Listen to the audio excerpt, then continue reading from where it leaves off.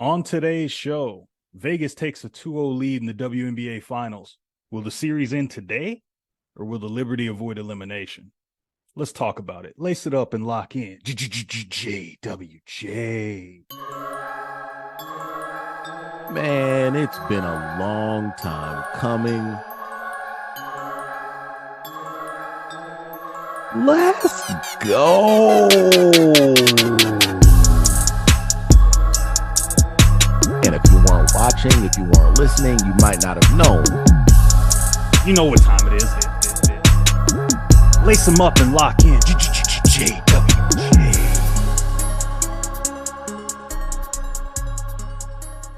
Ladies and gentlemen, welcome to episode 4 of season 2 of the JWJ podcast. I'm your host, Shane Thomas, and I'm alongside my boy, my shooter on the wing, Mr. James Washington. What it do, what it is, bruh? Listen, my mic is working. My headphones are good. So I'm already 2 steps ahead of anybody that plays for the New York Liberty. What's up, bruh? Let's go. So, all right. So we're going to get right to the point, man. Las Vegas, WNBA Finals Game 2. They smashed the New York Liberty 104-76 in Game 2. Vegas's core 4, that's A'ja Wilson, Chelsea Gray, Jackie Young, and Kelsey Plum. They combined for 87 of the 104 points. They shoot the lights out 53%. They go 13 of 29 from 3, and they make all 17. That's 17 of their free throws in Game 2. And just a demolition of the second best team in the league in New York Liberty. So, James, just your thoughts on Game 2 before we kind of dive deeper into this, man. What do you got to say about that? I mean, I feel like, it's always respectful that you have an appropriate wake before the funeral. So I think that Vegas was very welcoming in allowing that to happen in their arena. It could have happened in New York. But kudos to the Aces for being gracious enough to allow, the final public viewing in their arena before everything went down. Funny one for you. So again, back-to-back games, we had 4 aces that scored in double figures. It was 4 of their 5 starters. And in Game 2, A'ja had 26, Jackie had 24, Kelsey had 23. Now, according to ESPN, I love my random, factoids. I'm a big fan on the, did you know type stuff. Vegas is the first team in WNBA history to have 3 20-point scorers in multiple finals games. And after Game 2, they became the first team to do so in consecutive playoff games ever. So long, New York. Yeah, it's not looking good. It's not looking good. On the New York side, they come out and it's about as bad as it can get right now for them. Notice you had to say on the New York side and not on the bright side, but go ahead. It's not the bright side, right? Not at all. Not at all. But yeah, New York, they didn't shoot the ball well in Game 1, and then Game 2, it somehow got worse. They come out, they shoot 36% from the floor. They go 8 of 35 from 3 after going 9 of 29 in Game 1. So you come out and you shoot the ball that poorly on the road. We've been around the game. Anybody listening to this that's a hoops fan, you can't shoot, under 40% and shoot, miss 27 of your 35 threes and expect to win a game on the road. That's just not. The Aces, I want to say, if I remember the numbers right, they shot 60% from 3 in the first quarter. Yeah. In the first quarter, another crazy one. I don't know if this has happened before, but this is just something that I noticed because I was kind of in and out. I'm not gonna lie. We were on fall break this week from work, so we were trying to get a lot of housework done and everything. So I had the game on and I was kind of back and forth. So I caught pretty much all of the first quarter. And one thing I noticed was by the end of the first quarter, every single Aces starter had hit at least 1 3. And to make it even worse, Asia Wilson hit one, and this was actually the first three that she hit the entire postseason. I think in the first it was either the first 4 or 5 minutes of the game, Vegas broke out to a 19-2 lead.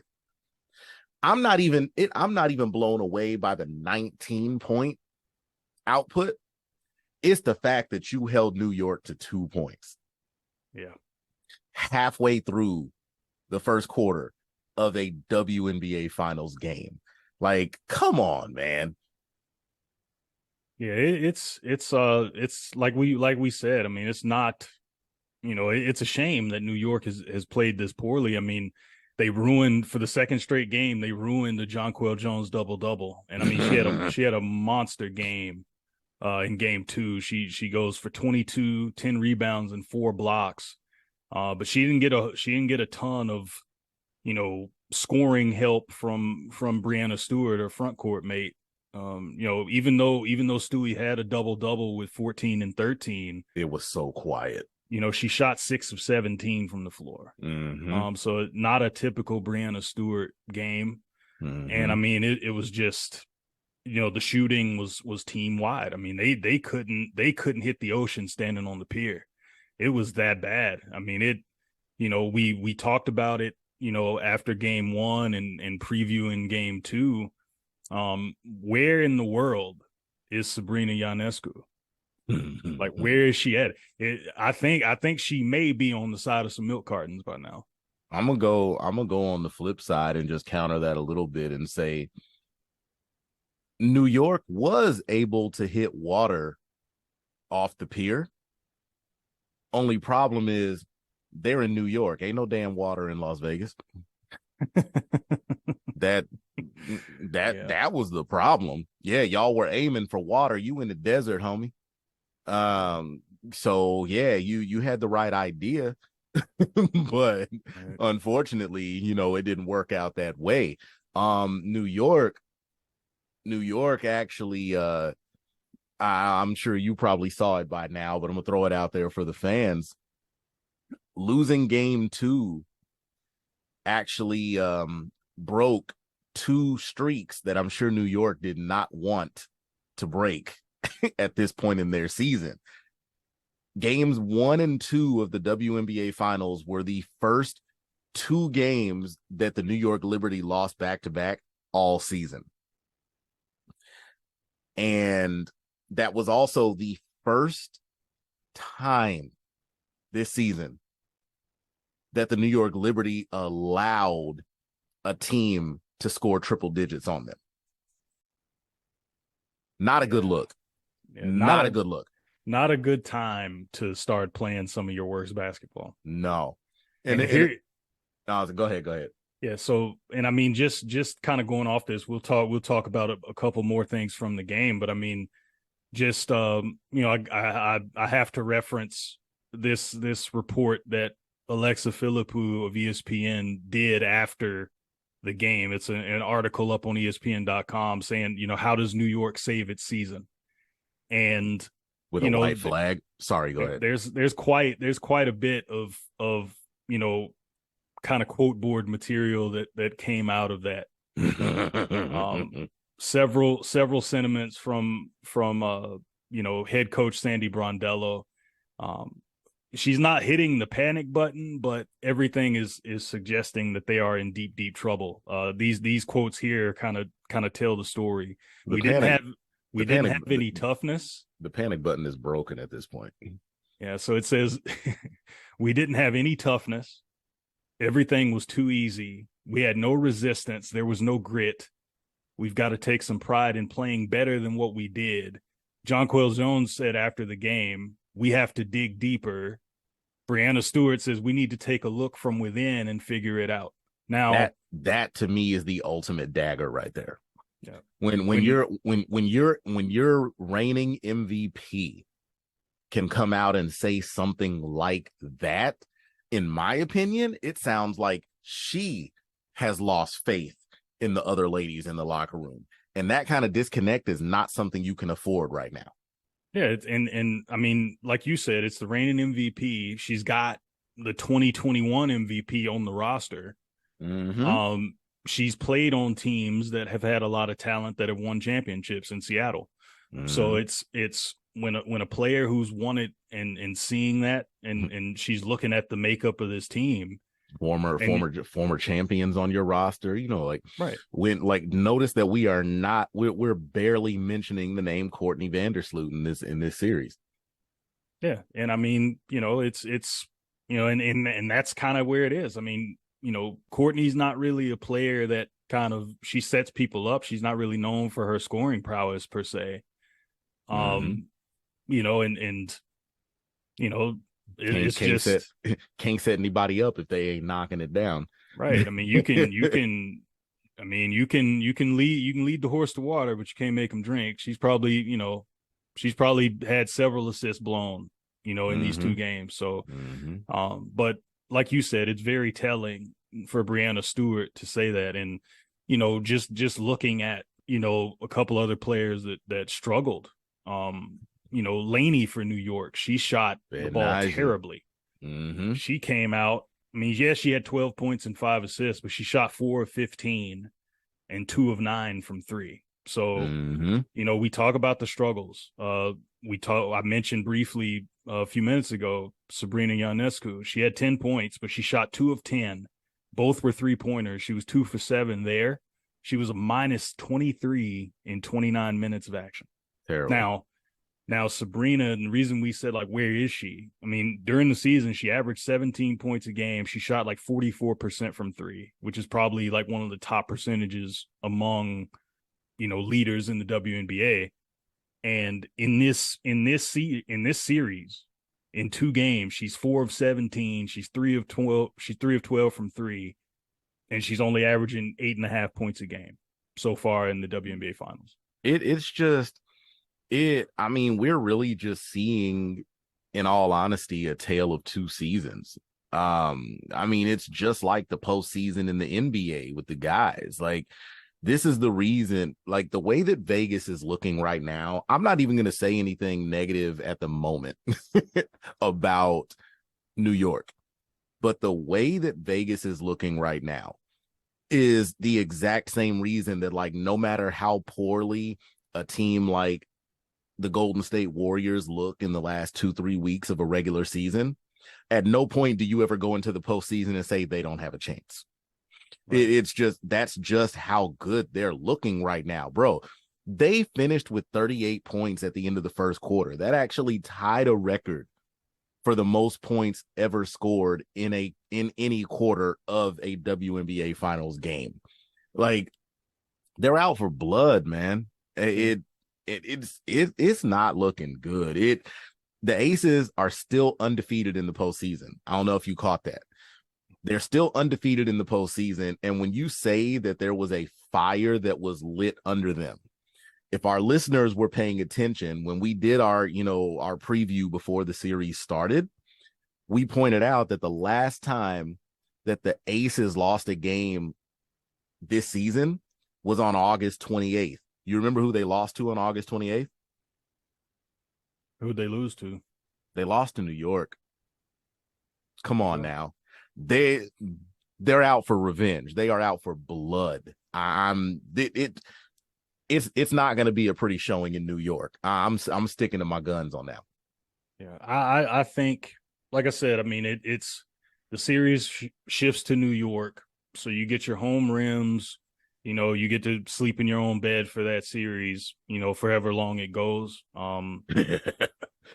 Given that you're the home team now, I mean, it's do or die.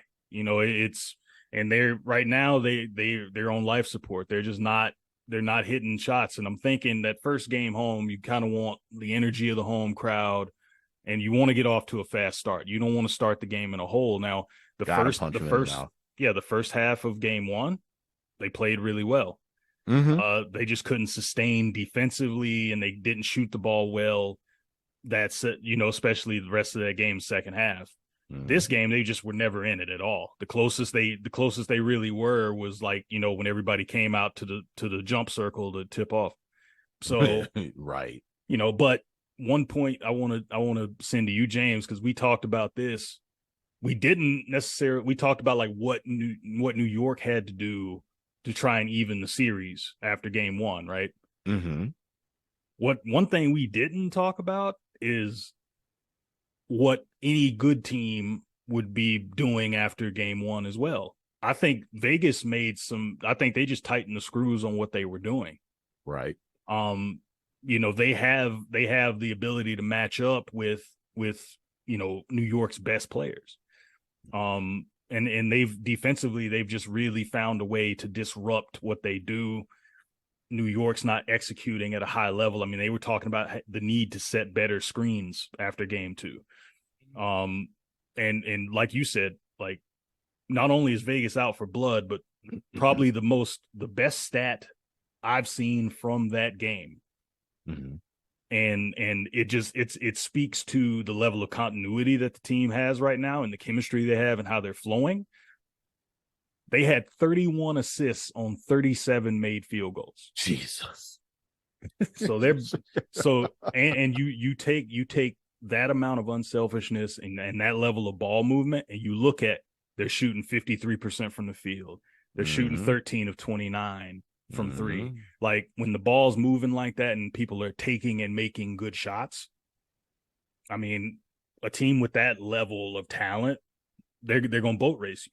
And that's what's happened here. And I mean, we talked about Sabrina's struggles. One of our main darlings from the first game was Marine Johannes, and was she there for game two? I can't remember. Did she play? She made one shot. So she did play. Okay, cool. Go ahead. Yeah. So she finished with 3 points. She did make 1 3, and she had 3 assists in 19 minutes. Oh, okay. But, she had 14 in game one and then just came out and they just shut that off. Yeah, after game one, Marine decided to go scuba diving. Proceed.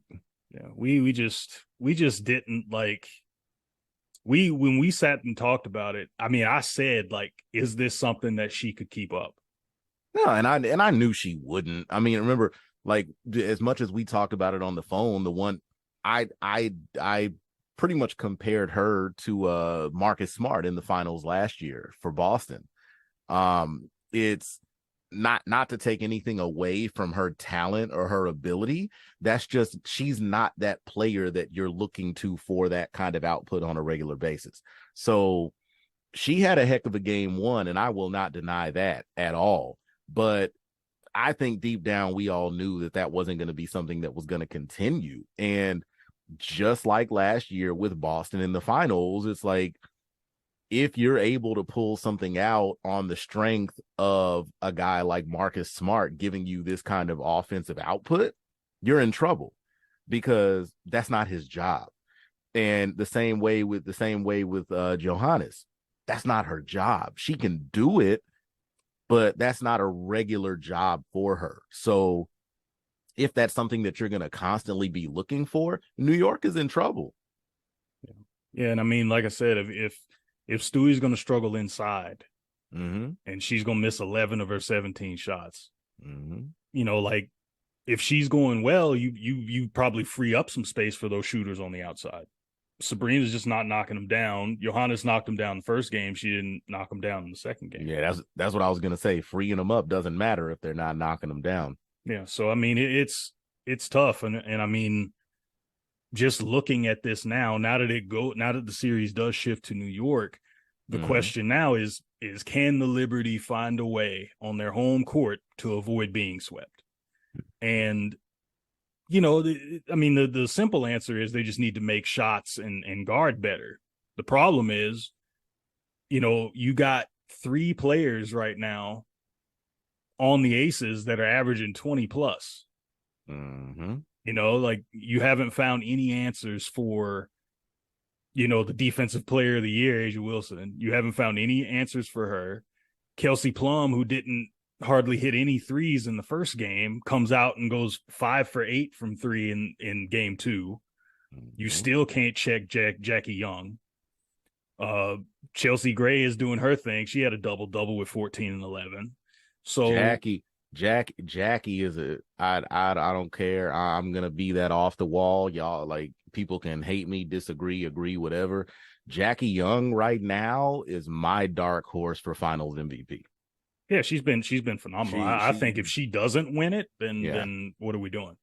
And going back to the whole like being out for blood thing, like I said, August 28th was the last time that the Aces lost, and they just happened to lose to New York, right? Mm-hmm. We also have to throw in, the elephant in the room. They're playing the team right now that is boasting the MVP trophy that everybody, west of the Mississippi feels like A'ja Wilson needs to have in her living room. Yeah, and I mean, and that's especially apparent right now. Ooh. And that's just, I mean, we've been there before with debates on who should have won MVP. I mean, look at the NBA. We had the Embiid Jokic deal. Past years, we've had, should it have been Shaq or Kobe or Steve Nash or whoever? Like, we've had these debates before, and it's been close. With this one, I mean, I'm not going to take away from Breanna Stewart. No, not at all. Not at But all. in the same way that I've talked about this with Joel Embiid, it's like if you're the MVP, you got to be able to put your stamp on it. And, so far, I mean, she hasn't been the best player in the series. No, I agree. And I mean, I think the thing that comes down to it is just like we said about that hunger that comes along with that disappointment. It'd be funny, and just throwing a hypothetical out there, I even wonder if Vegas would have this same killer instinct right now if their top dog had actually won the league MVP award. Like, I wonder if they kind of would have felt a little bit of solace and they would have been able to sit back a little bit. You know what I mean? And that's where Becky Hammon comes in. Absolutely. That's exactly where I was going with that. Right. Absolutely. That's where Becky Hammon comes in, because as a coach, you have to make sure that your team's ears are perked up at all times with things. And that's the advantage here, is that Vegas is dealing with a coach that just led them to the promised land a year ago. Right. Like, again, not taking anything away from Sandy Brondello. I mean, she's a hell of a coach in her own right. I mean, she was a heck of a WNBA player, and I mean, she's taken that over, to the bench with the clipboard, but she is not on the level of a Becky Hammon, at least not yet. She has not done what Becky has done, and I mean, it's showing right now tenfold. Yeah, it's I mean, whenever you're talking about a team, you're sitting there saying, okay, we didn't have any toughness, everything was too easy, there was no grit, we've got to take some pride. It's like, you're in the WNBA finals, right? You're in a championship series. You shouldn't have to, toughness shouldn't necessarily be an issue. Here now, I have a question for you, Shane. Mm-hmm. Just some of the things that Coach Brondello was saying, right? I've always kind of gone back and forth on where I sit with this, and I gotta pose the question to you. I just want your honest opinion real quick. If you're a head coach on this stage, are those the kind of things that you say to the media, or do you keep those under wraps and just throw that at your players? And do you feel like that genuinely makes a difference? Given that they're sitting here 0-2 right now, do you think that's the kind of thing that would more so light a fire, or bring in the fire hose to put what fire is left out? No, I think she's searching for answers. I think it's when you're pushing buttons and things aren't working, and the team is just not, they're not playing, they're not fighting. Right. You have to try and push more buttons, and I think that's what she's doing. I mean, she's basically calling her team out, saying, "Look, we got to be tougher. Like, everything's too easy. There was no resistance. We've got to take pride in playing better than what we did." Like, in saying those things, it's like, those are things that her team knows. They know that deep down. Right. Jonquel Jones says we have to dig deeper. Right. So they know what needs to be done. They just have to go out and play with some edge and some confidence. And right now, That confidence hasn't been there since the first half of game one. And, the only hope now for New York is in going back home that they can kind of right the ship a little bit and play with a little bit more edge and kind of feed off the energy of the home crowd if they can. Oh, well, you're better than me, because I was going to say the one thing that they would need to do when they go back to New York is put on black and gold jerseys that say Aces on the front. But even on that, I mean, the reason I feel like this is kind of futile at this point. Back to the number game. I'm sure you saw this one too, but in the history of the WNBA playoffs, teams that have fallen down 0-2 have never come back to win a series. Never. The league was founded in 96, originally started gameplay in 97. This is the 27th WNBA finals. No team has ever come back from down 0-2. And in order for that to happen, I don't think LeBron is going to try to sneak his way into a Liberty uniform anytime soon. We'll make those references. If you know, you know. Hey, Golden State. And in the history of the finals, Shane, there have been 8 instances where a team has gone down 0-2. 7 of those 8 have ended in sweeps. Yeah. And 2 of those were New York Liberty, 2000 and 2002. Yeah. They were swept by Houston in 2000. They were swept by LA in 2002. They lost to Houston in 97, the first WNBA finals. Cheryl Swoops. In 1999, they lost in 3 games, 2-1 against Houston, best of 3. So now we're in best of 5 and they're down 0-2. So a loss for New York would be the 3rd straight finals appearance by New York that would end in a sweep.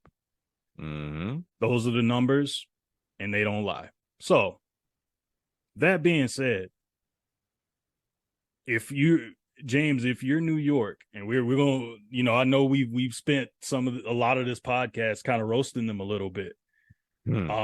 But objectively speaking, like, I talked about it earlier about just simply they need to make shots and just play better defense, or at least try to. They got to slow down. That's the name of the game. I mean, they got to slow down somebody there, because it's like, if you're looking at Vegas from a New York perspective, number one, James, who do you feel like of that attack, that core 4, who do you feel like is kind of the head of the snake when it comes to Vegas? I think that is the scariest thing about them, because you never know.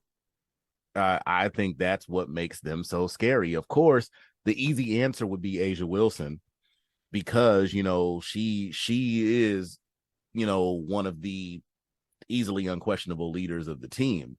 But then you can make your arguments all the way around. I mean, now that you're on this scale, you could say that Chelsea Gray is leading the way because she's the one that did it last year. She ended up with the trophy, the finals MVP trophy last year. Now, after the first couple of games, you could say it's Jackie Young, because she's another one that's been super consistent. She's averaging over 20 a game in this series right now. You could even say it's Kelsey Plum, because Kelsey is that, like, if I wanted to try to compare Kelsey to somebody in a lot of ways, of course, I'm going to go to my Laker reference. I would look at Kelsey Plum in a lot of ways like a Lamar Odom, because at no point does Kelsey really desire the spotlight. And that was one thing that I used to love about Lamar when he was in LA, is that he wanted to come and do his job as long as he felt like he was where he should be and he felt welcomed and, that family environment. He's going to come in here and be a killer. That's 100% what I see in Kelsey Plum. She knows her job. She's not one. At no point is she coming out here saying, oh, I should be this, I should be that. And I think that is what makes each of those ladies so dangerous, is they fully understand how valuable they are. There's a core 4 is so fitting for them, because they understand how important it is for the four of them to work in tandem for the rest of the team to fall in line, you never hear about any drama from the four of them. You never hear about any problems. And that's what I think makes them so damn scary. Yeah. And like I'll take it off of what you said about, comparing Kelsey to Lamar. I'm going to keep it in the lefty family. I think just given their own like backgrounds and what they did. I mean, Kelsey wasn't she 6 Woman of the Year as well? Yeah, she's won it before. Yeah, so she's basically the Manu Ginobili of the Aces. Because whether Lamar was a 6-man too. Right.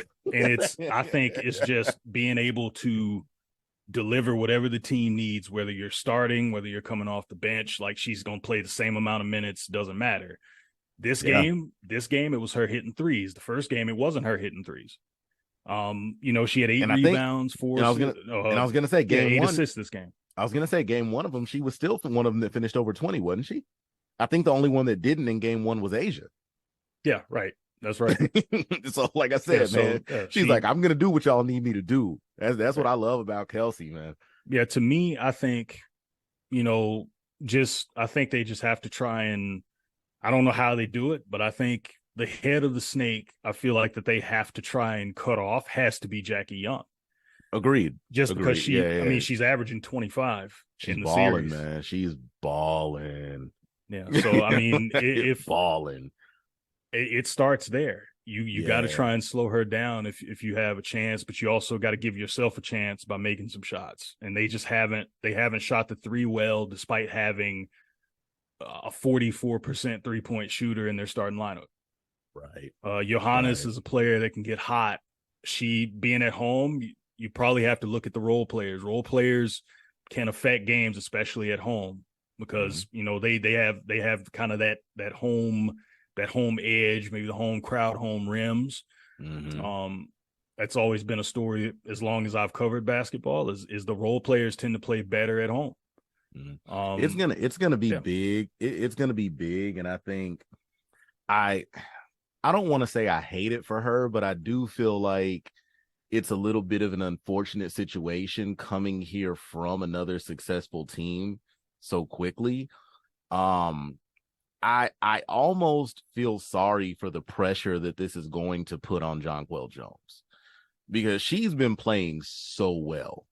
And the team as a whole has been underperforming, even though they came in steamrolling into the postseason. And I think up until the finals, they had only lost maybe 1 game. So they came in and they were doing work too. And she's been going off the whole way. So I think what's really going to be painful is to see so much of her production increase coming to this new team that everybody wanted to label a super team, only to come to the finals and fall so flat. And I feel like none of it has been her fault. She has been doing everything that she came here to do, everything that the Liberty thought she would do. She's been killing it. And it's just not turning into productivity from anybody else. Yeah. And I mean, all these blowouts and a lot of this has happened with her on the court. That's the part that's tough. I mean, I know. Like I sat here and I wrote down plus minuses. I mean, Sabrina played 29 minutes, minus 23. You look at Brianna Stewart, she was minus 27 in 36 minutes. Mm-hmm. Jonquel had 22 points, 10 rebounds, 7 of which were offensive. 4 block shots. She was minus 26 in 30 minutes. And see, that's what kills me, man. To be honest, that's why sometimes I feel a little indifferent about the whole concept of plus minus. It does kind of bother me sometimes. I'm like, it doesn't always tell the whole story. Yeah, it's like in Jonquel right now is a prime example. I come out here and play like this. I put up these numbers. I'm doing this defensively, but because other people around me aren't doing what they're supposed to do, it's affecting my plus minus.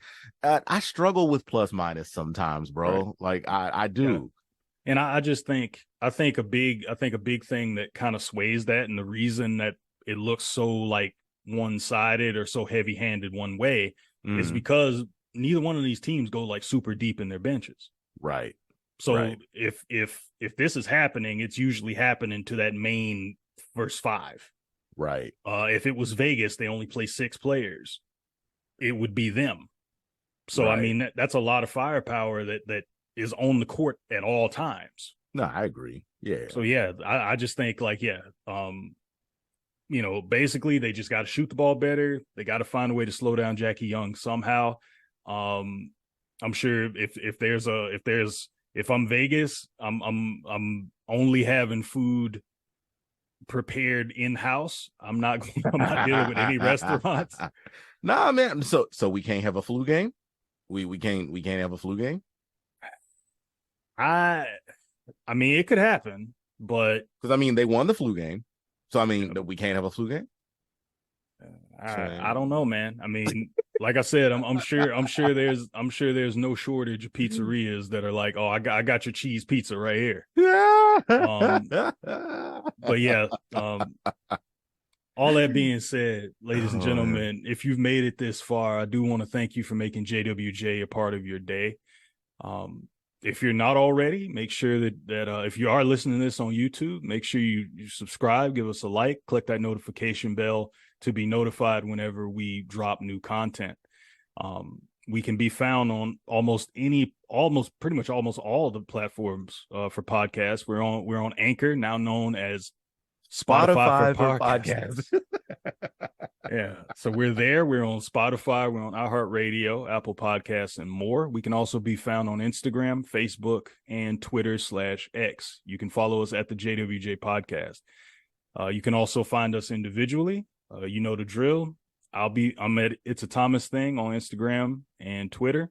James is at Titletown's Mayor. If you have any questions or would like to weigh in on anything we've discussed on this podcast, please feel free. We'd love to feature you on an episode. Just shoot us an email at the jwjpodcast@gmail.com. Shoot us a DM at the JWJ Podcast on Instagram. We would love to have you part of the conversation.